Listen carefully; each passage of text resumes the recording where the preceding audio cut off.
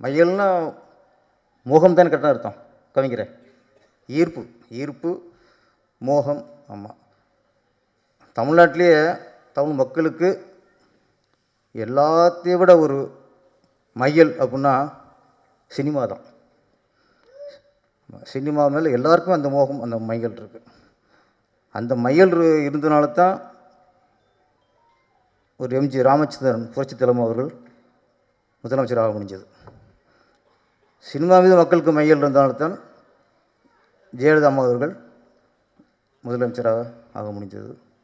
அதே மாதிரி டாக்டர் கலைஞர், அறிஞர் அண்ணா எல்லாருமே சினிமா மீது மக்களுக்கு உள்ள மையலை பயன்படுத்தி கொண்டார்கள். சினிமாங்கிறது தவிர்க்க முடியாத ஒரு சக்தி. அது இன்றைக்கும் அது இருக்குது. அந்த மையலில் பல வகை இருக்குது. சிலருக்கு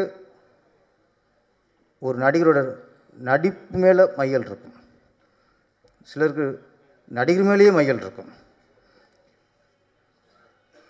நடிகர் சிவாஜி கணேசன் அவர் நடிப்பு மீது மக்களுக்கு மையல்.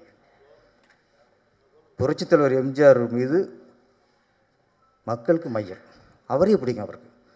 அது மாதிரி இது பல வகை.